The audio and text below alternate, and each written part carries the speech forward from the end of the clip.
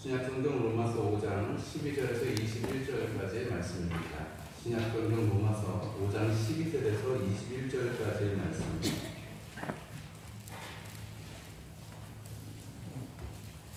5장 12절에서 21절까지의 말씀 함께 읽겠습니다. 그러므로 한 사람으로 말미암아 죄가 세상에 들어오고 죄로 말미암아 사망이 들어왔나니 이와 같이 모든 사람이 죄를 지었으므로 사망이 모든 사람에게 이르렀느니라. 죄가 율법 있기 전에도 세상에 있었으나 율법이 없었을 때에는 죄를 죄로 여기지 아니하였느니라. 그러나 아담으로부터 모세까지 아담의 범죄와 같은 죄를 짓지 아니한 자들까지도 사망이 왕노릇하였나니 아담은 오실자의 모형이라. 그러나 이 은사는 그 범죄와 같지 아니하니 곧 한 사람의 범죄를 인하여 많은 사람이 죽었은즉 더욱 하나님의 은혜와 또한 한 사람 예수 그리스도의 은혜로 말미암은 선물은 많은 사람에게 넘쳤느니라. 또 이 선물은 범죄한 한 사람으로 말미암은 것과 같지 아니하니 심판은 한 사람으로 말미암아 정죄에 이르렀으나 은사는 많은 범죄로 말미암아 의롭다 하심에 이름이니라. 한 사람의 범죄로 말미암아 사망이 그 한 사람을 통하여 왕노릇하였은즉 더욱 은혜와 의의 선물을 넘치게 받는 자들은 한 분 예수 그리스도를 통하여 생명 안에서 왕노릇하리로다. 그런즉 한 범죄로 많은 사람이 정죄에 이른 것 같이 한 의로운 행위로 말미암아 많은 사람이 의롭다 하심을 받아 생명에 이르렀느니라. 한 사람이 순종하지 아니함으로 많은 사람이 죄인된 것 같이 한 사람이 순종하심으로 많은 사람이 의인이 되리라. 율법이 들어온 것은 범죄를 더하게 하려 함이라. 그러나 죄가 더한 곳에 은혜가 더욱 넘쳤나니 이는 죄가 사망 안에서 왕노릇한 것 같이 은혜도 또한 의로 말미암아 왕노릇하여 우리 주 예수 그리스도로 말미암아 영생에 이르게 하여 함이라. 말씀 듣기에 앞서서 우리 마음을 또 가다듬고 또 하나님 앞에 드리는 시간 생각하도록 하겠습니다. 오늘 함께 은혜 받으실 말씀은 신약성경 로마서 5장 12절에서 21절까지의 말씀입니다. 신약성경 로마서 5장 12절에서 21절까지의 말씀입니다.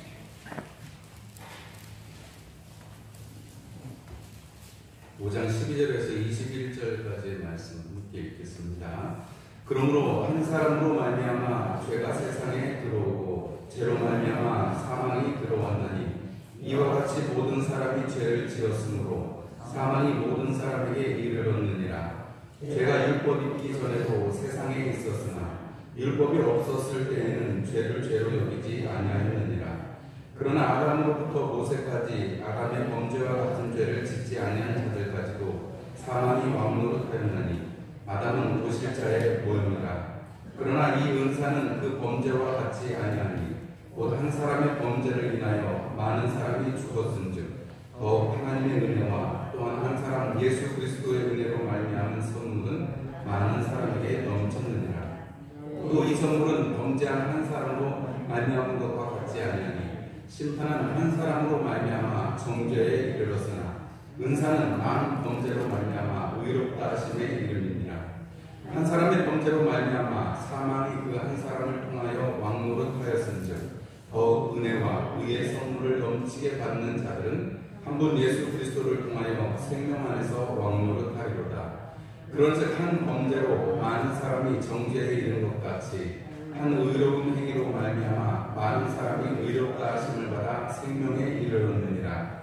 한 사람이 순종하지 아니함으로 많은 사람이 죄인된 것 같이 한 사람이 순종하심으로 많은 사람이 의인이 되리라.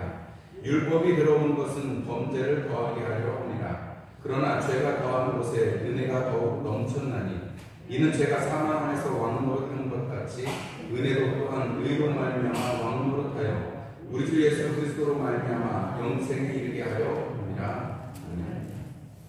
말씀 듣기에 앞서서 우리 마음을 또 가다듬고 또 하나님 앞에 드리는 시간 생각하도록 하겠습니다. 다른 건 몰라도 한일전은 무슨 수를 썼을 것 같이 이해가 되는데 3대 빵으로 썼습니다. 3대 빵.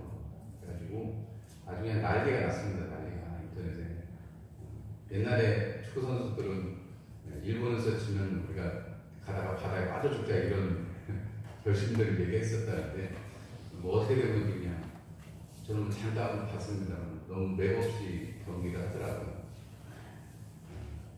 그러면서 3대0으로 지기는 했는데, 근데 뭐 또 저러다가 또 언젠가 또 이기는 날이 있겠지 싶습니다. 왜냐하면 여러분, 히딩크라는 사람 기억하시죠? 히딩크 잊어먹으셨어요, 벌써? 히딩크 감독 아시죠? 2002년도에 우리 월드컵 할 때 우리나라 국가대표 감독이었습니다. 지금 히딩크 감독 욕하는 사람이 있어요? 거의 없을 거예요. 근데 처음에 히딩크 감독 왔을 때는 별명이 5대빵이었습니다. 별명이 5대빵. 맨날 무슨 뭐 프랑스 이런 강국들이랑 하는데 하면 심심하면 뭐 5대0으로 지고, 요 5대0으로 2번인가 3번 지고요. 그러면 뭐 3대0으로 지기도 하고, 그냥 엄청 많이 졌습니다. 평가전 할 때. 그런데 나중에 4강까지 올라가면 세상에 이런 감독이 없다고. 아니, 우리가 이제 히딩크라는 감독을 만나갖고 우리가 이렇게 됐지, 히딩크라는 감독이 없었으면 우리는 그렇게 못했을 거라고 하면서, 나중에는 막 히딩크 감독의 리더십 그래가지고 책이 막 엄청 많이 나오고, 사람들이 히딩크 감독을 막 이렇게 떠받들고, 서울시 명예시민, 시민증도 받고, 우리나라에 뭐 언제든지 히딩크 감독은 오면 환영을 받는 사람이었습니다. 마치 뭐 지금 우리나라 박항서 감독이 베트남 축구를 막 잘 인도를 해가지고 이렇게 좋은 성적을 올렸잖아요.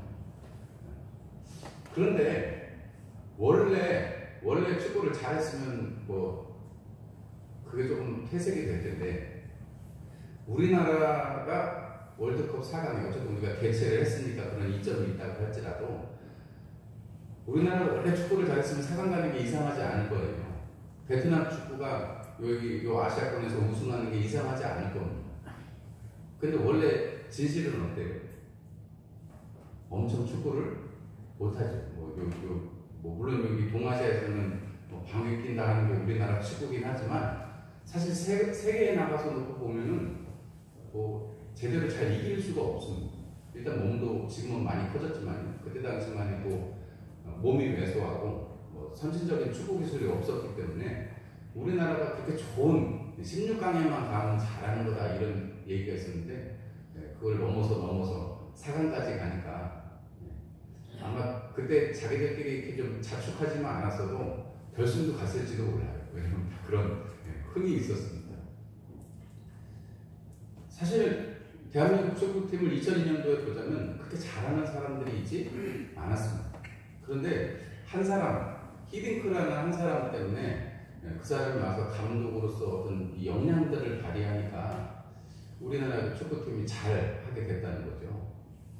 베트남이 박항서라는 감독을 초청을 하고 나서, 박항서 감독은 뭐 아버지 리더십이래요.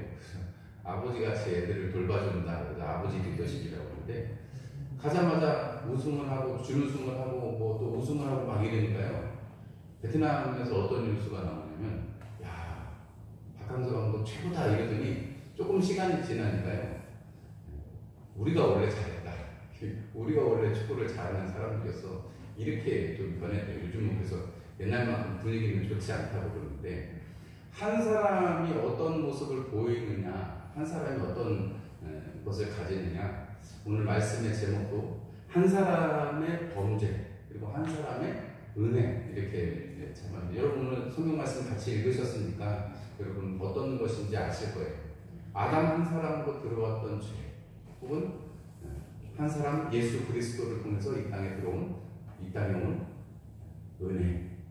우리가 이것을 대별해서 보는 것이 오늘 로마서 5장 12절에서 21절까지의 말씀입니다. 한 사람이 얼마나 중요한지, 우리 그냥 인간 세상을 살아가는데 하다못해 동그란 그 공 하나 차는 것만 가지고도 감독이 얼마나 중요하다 이런 얘기를 하는데, 여러분 우리가 이 세상을 하나님께서 지으시고 이 사람들을 이 땅에 부어주셨을 때 하나님께서 우리에게 맡기신 것은 너무나도 큰 은혜였습니다. 우리가 창세기 1장에 나타난 26절에서부터 쭉 나타난 하나님의 그 대명령이라고 하는데요, 하나님께서 생육하고 번성해서 충만하고 다스려라 하는 그 말씀을 사람들에게 주셨습니다. 누구에게요? 아담에게 주셨다는 거죠. 생육하고 번성하고 땅에 충만하라 다스려라 하는 그 명령을 사람에게 주셨습니다. 아담에게 주셨습니다. 아담은 하나의 뭐 사람들마다도 다 의견이 다르지만 아담은 어떻게 보면 한 사람의 이름이기도 하고 인류 전체를 대표하는 이름이기도 합니다. 이게 좀 우리가 이해가 좀 가지 않지만 우리가 아브라함의 자손이다, 믿음의 자손이다 할 때 우리가 그걸 우리가 이해하고 우리가 아멘 하잖아요. 그런 거랑 똑같은 거라고 생각하시면 됩니다. 그런데 한 사람 아담이 하나님 앞에 죄를 지은 것 때문에 사망이 이 땅에 들어왔고 또 한 사람 예수 그리스도께서 죽으심으로 말미암아 우리의 죄가 속해졌다라고 사도 바울은 오늘 선언하고 있는 것입니다. 오늘 12절 말씀에 보니까 한 사람으로 말미암아 죄가 세상에 들어오고 죄로 말미암아 사망이 들어왔나니 이와 같이 모든 사람이 죄를 지었으므로 사망이 모든 사람에게 이르렀느니라 이렇게 선언합니다. 여러분 죄인이래요. 우리를 인간들을 향해서 하나님은 죄인이라고 말씀하고 계십니다. 사도 바울이 모든 사람이 죄에 이르렀다, 죄 가운데 있다라고 말합니다. 이거를 또 신학적으로 말을 하면은 신학 연구하는 분들은 이걸 여러 가지로 해석을 합니다. 아담이 지은 죄가 모든 사람에 임해서 모든 사람이 죄가 됐다. 이렇게 얘기하시는 분도 있고, 또 죄가 아담의 씨로부터 이렇게 유전이 되어서 죄가 있는 거다. 이렇게 말하는 경우도 있고, 혹은 아담이 죄를 졌는데 그 죄를 모방해서 우리가 다 짓잖아요.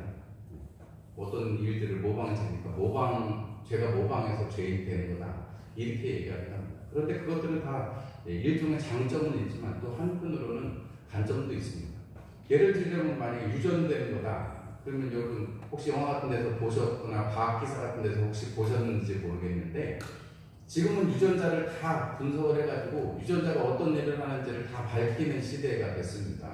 그리고 영화 같은 데 보면 더 후에는 유전자를 이렇게 조작을 해가지고 우등한 유전자, 병에 걸리지 않는 유전자, 그 다음에 머리가 뛰어난 유전자 이런 것만 모아서 사람을 만들 수 있다는 그런 영화가 나오죠. 그런 시대가 이제 멀지 않았다라고 말합니다.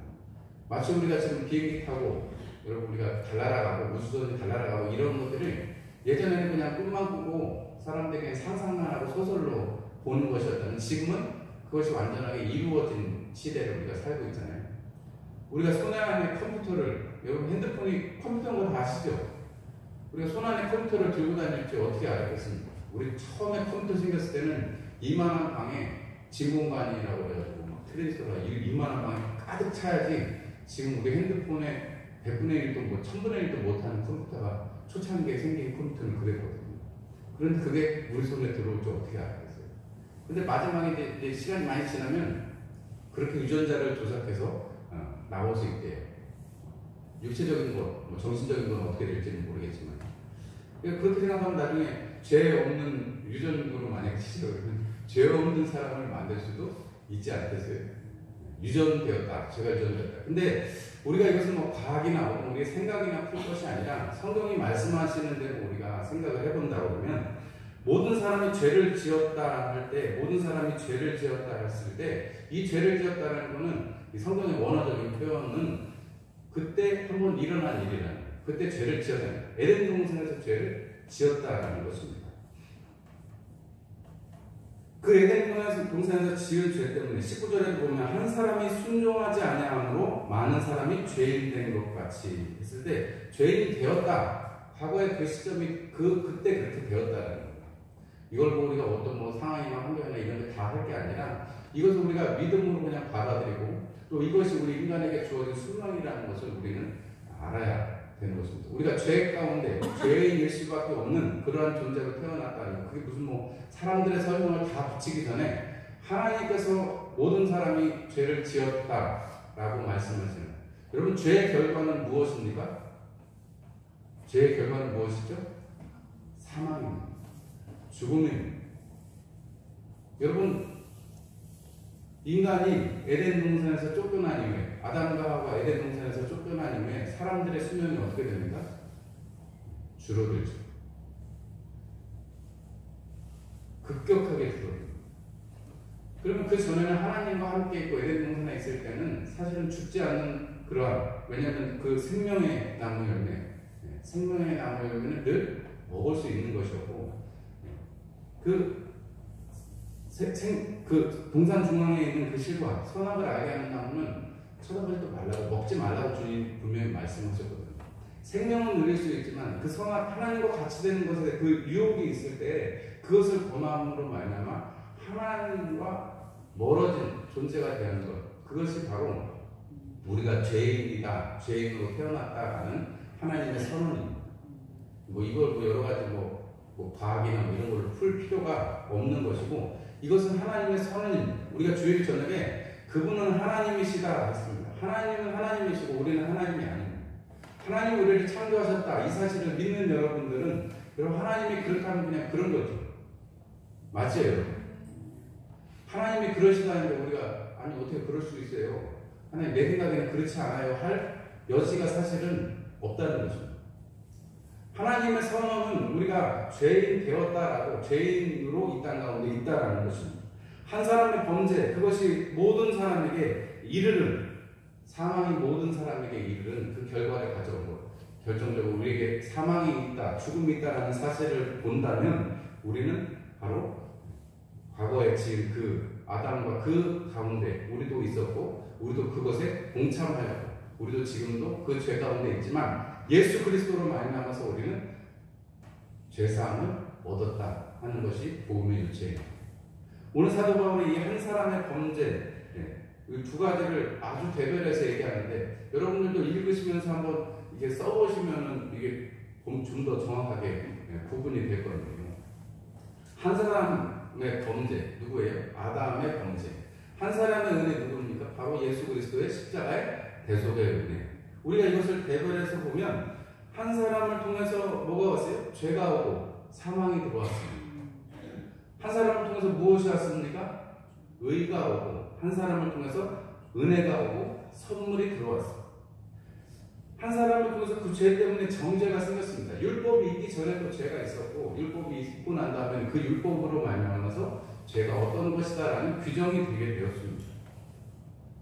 그러나 한 사람 예수 그리스도로 말미암아서 우리는 이제 그 심판으로 말미암아서 정죄당하는 것이 아니고, 그 하나님의 심판 가운데 우리는 의롭다 하시고 심판을 벗어난 존재가 되었다라고 성경은 말씀합니다. 그리고 이 땅에서 살아가는데 사망이 왕노릇 한다는 거예요. 왕이 누구라는 거예요?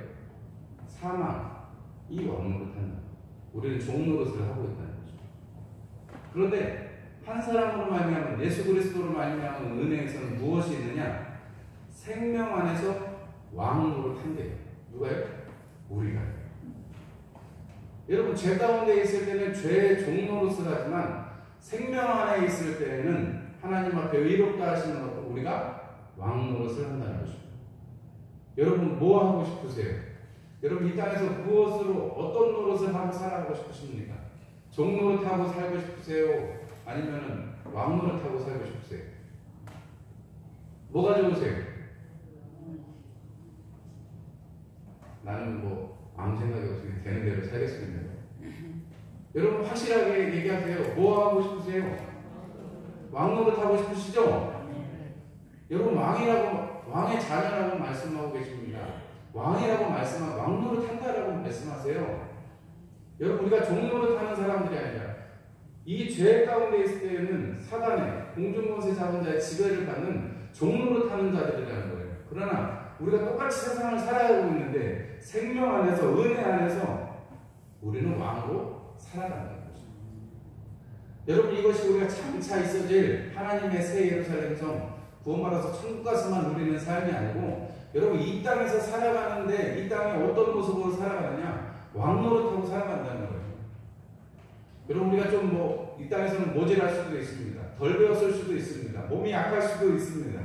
그러나 여러분 우리는 하나님의 자녀된 자들로서 왕노릇하고 살아간다는 사실을 꼭 기억하시기 바랍니다. 여러분 하다못해 여러분 이 세상에서는 돈 가진 자들이 있으면 가진 자들이 유세를 떨고, 가진 자들이 그 자식들이 유세를 떨잖아요. 매번 인터넷 뉴스 같은 데 나오는 게 갑질을 한다, 아니면 가진 사람들이 막 이렇게 하면 사람들이 거기 많이 분노하죠. 자기가 원래 가졌던 거 아니에요. 그러나 부모가 가진 것, 자녀들한테 슈퍼카도 사주고 돈을 많이 주니까 없는 사람들은 뭐 그냥 하찮게 보이는 거예요.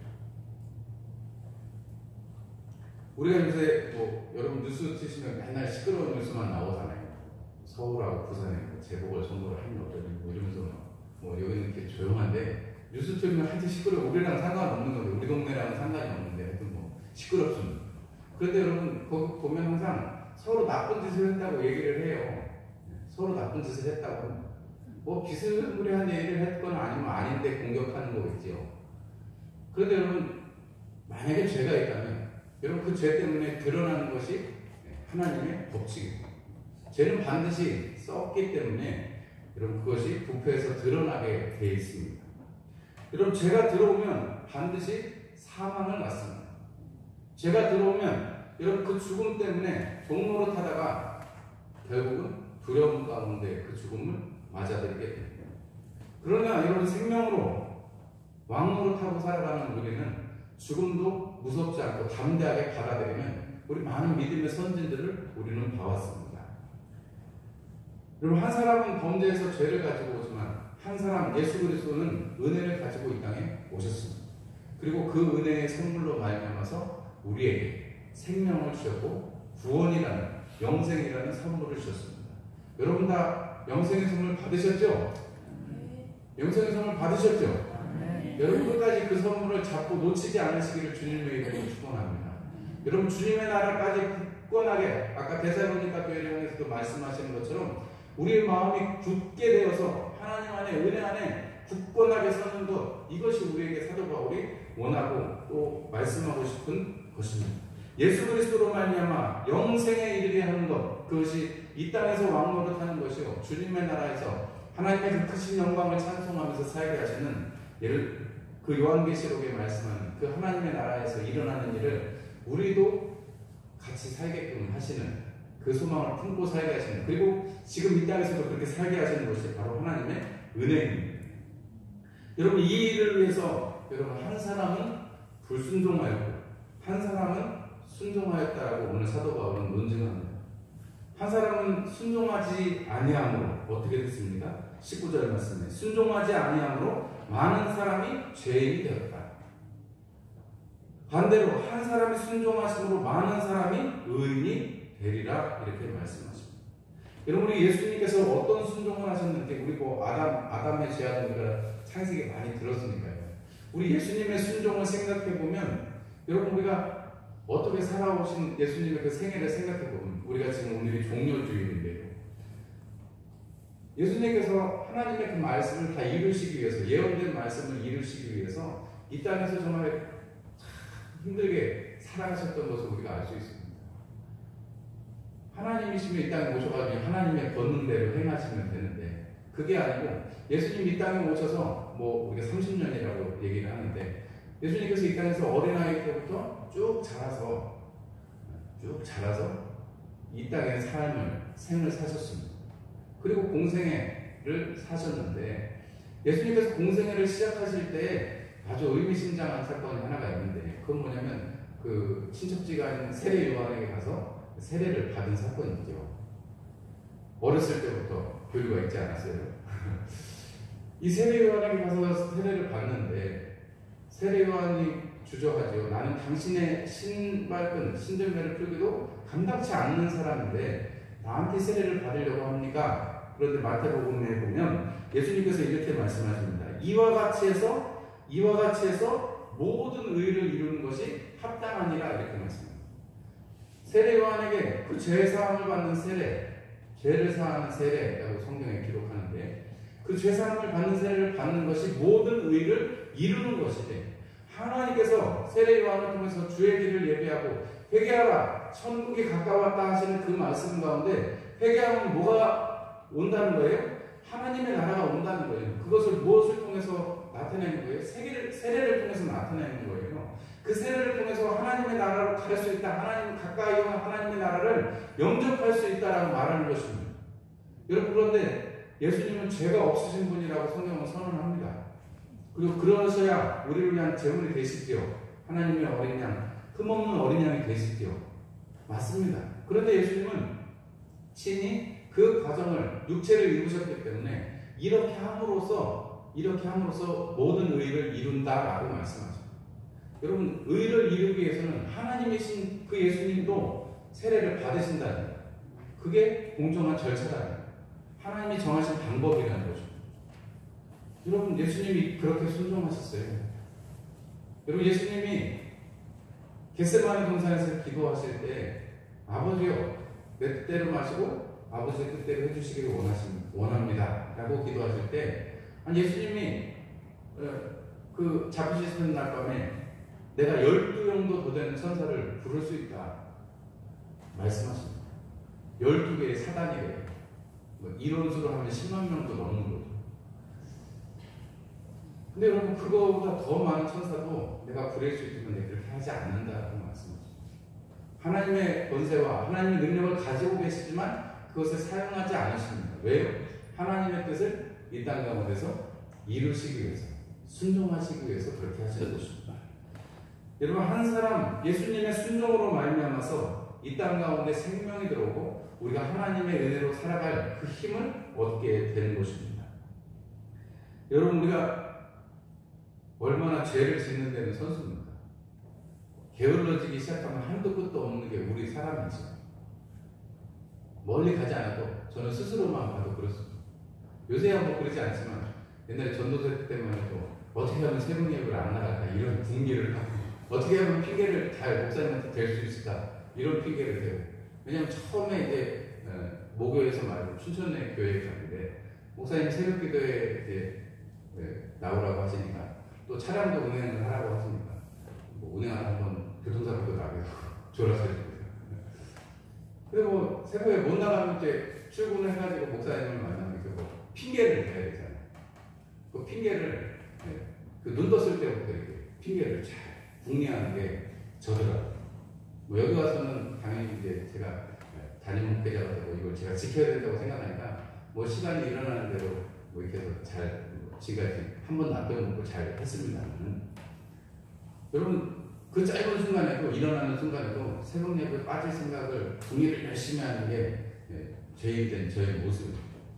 뭐 어떤 그것뿐만이 아니고 여러 가지로 사실은 죄 가운데 있는 모습이 많지만 부끄럽고 또 뭐 은혜가 안 되니까 제가 말씀을 못 드리겠어요.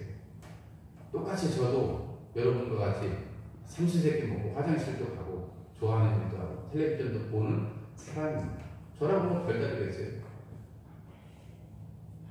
그러나 하나님께서 직을 맡겨주셔서 여러분들 앞에서 말씀을 선포하고 여러분들이 그 말씀을 사람의 말로 받지 않냐고 하나님의 말씀으로 받으시고 아멘하시고 여러분들이 받으신 바 하나님께서 주신 그 교훈을 품고 여러분들이 이 세상을 살아가시니까, 일주일을 살아가시니까 오늘도 이렇게 담대하게 말씀을 증거합니다.